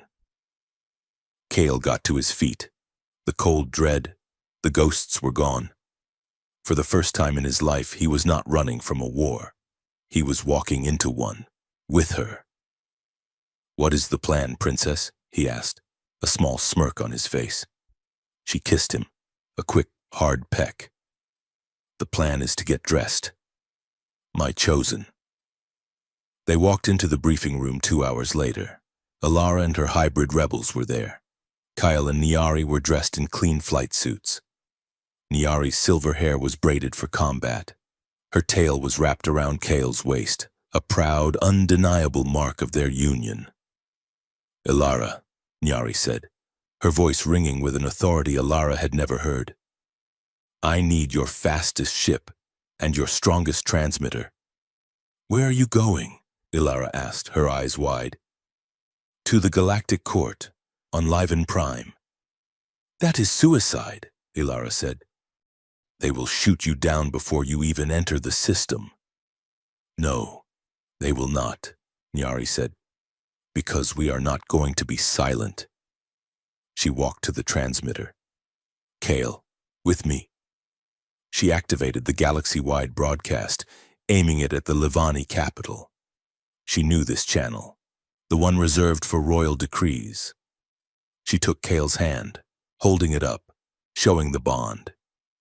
"This is Princess Nyari," she said, her voice echoing across the stars. "And this is Kale, my chosen, my bonded. I am alive, and I am coming home." She looked at the camera, her eyes a blaze of amethyst fire. "I am invoking the claim of truth.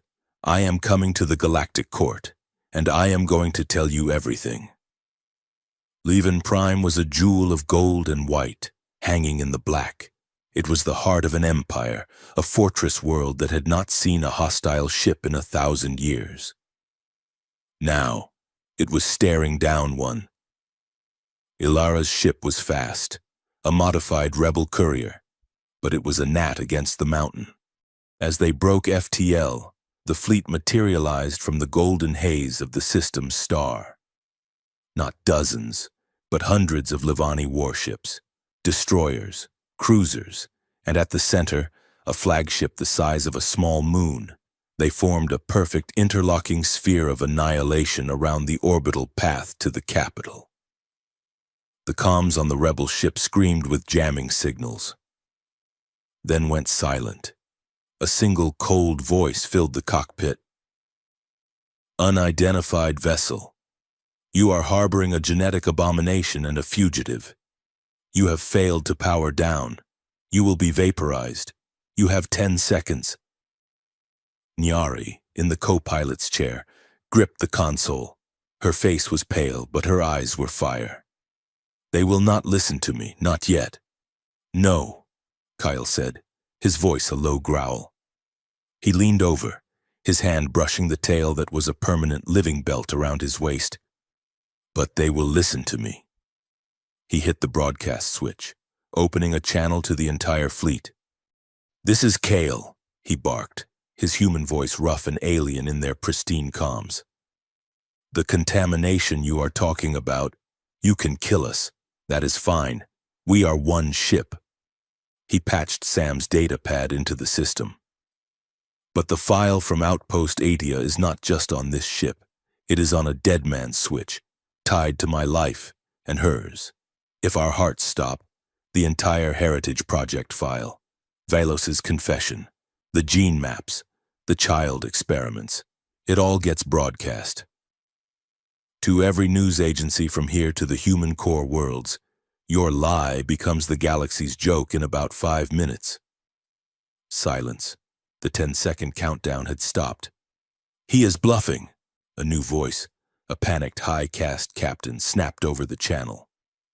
Destroy them. Am I? Kyle said. He activated a small data packet transfer. Just a taste. He sent one file, Valos's first log entry. Our sacred genome is nothing more than a modification of the archaic human baseline. The Livani Fleet Command channel erupted in chaos. Kyle could not hear the words, but he could feel the panic. Conflicting orders flashed across his tactical screen. Ships powered up weapons, then powered them down. She has invoked the claim of truth. Nyari's voice cut through her bondage. It was not the voice of a princess. It was the voice of a queen. It is our most sacred law, more sacred than the high caste, more sacred than the fleet. You will not fire on a royal invoking the claim. You will stand down, and you will let me land, or he will send the file, and you will all be responsible for the day the Empire ended. A long, agonizing minute passed. Kale's heart was a hammer in his chest. Then, the flagship itself responded. The law is the law. The claim will be heard. The sphere of warships did not retreat, but a single, narrow, terrifying corridor of black space opened up, a tunnel of guns aimed directly at them, leading straight to the capital. Well, Kyle muttered, wiping a bead of sweat from his brow. That is one way to get a parade. The landing was oppressive. The capital city of Livanos was perfect, a symphony of white towers and golden arches, built to make a visitor feel small, like an insect in a cathedral. The air was clean and smelled of engineered flowers. A phalanx of the true silent guard, the ones in ceremonial silver armor. Not Valos's black-clad enforcers, met them at the landing pad. They did not speak. They simply gestured. The walk to the galactic court was the longest of Kale's life. Crowds lined the streets, their faces a mix of pure, unadulterated shock, curiosity, and a growing, simmering anger. They were not looking at Nyari. They were looking at Kale, at his human face, and at the massive, fluffy, royal white tail wrapped proudly, possessively, around his waist. It was blasphemy. It was a scandal. It was the most interesting thing to happen in the capital in centuries. The galactic court was an amphitheater open to the sky, a bowl of white marble that could hold 50,000. It was full. The high caste, in their elaborate robes, sat in the lower tiers, and on a high, golden throne sat her father, the emperor. His face was a mask of stone. He looked, Kale thought, like a man attending his own funeral. Nyari and Kale were led to the center of the floor, just the two of them. Kale stood a step behind her, his hand resting on the pulse pistol he had refused to surrender. Princess Nyari, the Emperor's voice boomed, amplified and cold. You have invoked the claim of truth, a right not used in 500 years. You have interrupted the order of this empire. You have come here bonded to a human lesser being. This had better be worth the shame you have brought upon our bloodline. Nyari turned, not just to her father, but to the 50,000 onlookers. She took a deep breath, and Kale could feel her heart hammering through the bond. She began, her voice trembling at first, but gaining strength with every word.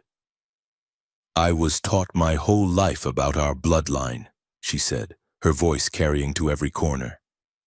I was taught that our blood makes us pure, that our blood makes us better, that our duty is to our blood. She paused, and then she turned and looked at Kyle, just for a second. "But I have learned," she said, her voice ringing with a new, strange authority. "That truth is the bond that outlives blood." A murmur went through the crowd. "We have been lied to," she said, "for 10,000 years.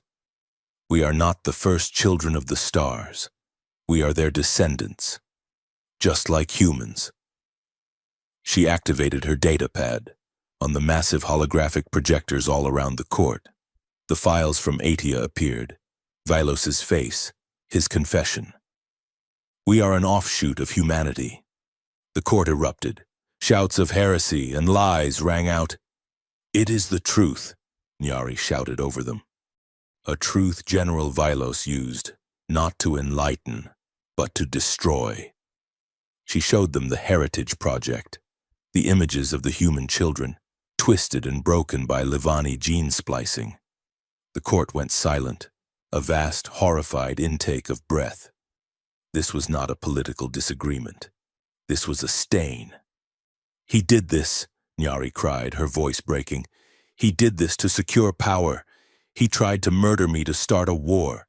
He used my own bloodline, our sacred bloodline, as a template for his weapons. He is the one who is impure. He is the one who brought shame to our people." The shock was absolute. The silence was a living thing. Nyari stood there, trembling, having just detonated her entire civilization. "She lies," a voice shrieked from the high caste. Kale's head snapped toward the sound. It was a High Lord, one Kale had seen on Vilos's logs, a known loyalist. "The human has poisoned her. He is the source of the abomination. Purge the contaminant." The High Lord ripped a disruptor pistol from his robes. Kale's combat reflexes, buried for a decade, took over. He did not think. He did not analyze. He just moved. He saw the barrel of the weapon, not aiming for Nyari, the royal. It was aiming for him, the source of the hybrid signature, the man who had made the truth possible. The High Lord fired. Kale did not try to shield Nyari. He shoved her. He put his shoulder into her and threw her to the marble floor, clear of the line of fire. He did not have time to move himself. The disruptor bolt, a beam of shrieking, superheated particles, hit him square in the side. Kale's world became a single white-hot sound. It was not a bullet wound. It was not a plasma burn. It was dissolving. He felt his armor, his flight suit, and his own flesh being cooked, torn, and unmade, all at the same time. He fell to his knees. He looked down. There was a smoking, fist-sized hole in his left side. He looked up. He saw Nyari, on the floor, screaming his name. He saw the court erupt into pure chaos. The loyalists were firing. Ilara's hybrid rebels, hidden in the crowd, were firing back. The silent guard were trying to contain it. Kale fell forward onto the marble. The last thing he saw before the blackness took him was her face. He was cold. He was back on Cygnus 3. The mud was sucking him down. He could hear his corporal screaming, "Cut the tether, Kale, save them!" He was so cold when it was time to let go. No, a new voice. Not his corporal's, mine. A warmth, a fierce, possessive, burning warmth. It was not the cold mud. It was a fire. It wrapped around him. Kyle's eyes flickered open. The world was a blur of white. A hospital, a Livani biobed. He could feel tubes, monitors, a strange, cool gel on his side. He was alive. He turned his head. Nyari was asleep in a chair beside his bed. No, not asleep. She was at a vigil. Her silver hair was a mess. Her face was stained with tears. Her hand was gripping his, and her tail. It was not on her chair. It was on him. It was uncoiled to its full, magnificent length, and it was wrapped around his entire torso, from his chest to his hips, a massive, fluffy, living pressure bandage. It was pulsing with a soft, steady, red light. the same color he had seen when they had truly bonded. She was pouring her own life energy into him, fighting the Levani medical scanners, fighting the damage, healing him with her own life force. He squeezed her hand. Her head snapped up. Her amethyst eyes, red-rimmed and fierce, met his. "Kale," she breathed. It was a sob. "Hey," he rasped. "Did we win?" She laughed, a wet, broken sound. "You idiot, you human fool, you died. Your heart stopped for 3 minutes. They said you were gone." "Did not feel like it," he whispered, his side throbbing. She climbed onto the bed, ignoring the alarms, and wrapped her arms around him, burying her face in his neck. The tail tightened, a possessive, loving cage. "You are mine now," she sobbed, her voice a feral growl, a promise and a prayer. "Do you understand me? You are mine. You do not get to leave. You do not get to die. I will break kingdoms to keep you. I will not lose you." Kale closed his eyes. The smell of her, the scent of night flowers and ozone, filling his head. The ghosts of Cygnus 3 were silent. They were gone. "Okay," he whispered, holding her as tightly as he could. "Okay. I am yours." He survived. The recovery was long. Levani medical tech, powered by Nyari's stubborn, life-giving bond, knit his flesh back together. It left a scar, a swirling opalescent mark that he knew would never fade. The Empire was not so lucky. As Kale healed, the Levani civilization fractured. The high caste, exposed and shamed, was overthrown. Nyari's father abdicated, retiring to a monastery. Vilos's loyalists, the Heritage faction, started a brutal, failing civil war from the outer colonies. But the truth had done its work. The common people, the ones who had never been pure enough, embraced the new reality. The hybrids, led by Alara, emerged from the shadows. They were not abominations. They were the future. Peace talks were initiated with the human core worlds, with the rebel cells. Nyari, no longer a princess but a chancellor, led the talks. She was not a symbol of peace. She was a force for it. Weeks later, Kyle stood on a balcony. It was not the palace. That had been turned into a public museum. This was their apartment, a simple, elegant space overlooking the capital. The air was still clean. The alien sun, a warm orange gold, was setting. He wore a simple, clean tunic. He heard her approach, her bare feet silent on the stone. She slid her arm around his waist, leaning her head on his shoulder. They stood there for a long time, just watching the sky. He felt a familiar, soft, insistent pressure. He looked down. Her fluffy white tail, the one that had started it all, was coiling gently, deliberately, around his leg. Gasped a small, contented smirk. "So I guess that is never coming off?" He felt her smile against his shoulder, her amethyst eyes, full of a love and a strength that had reforged an empire, met his. "Never,"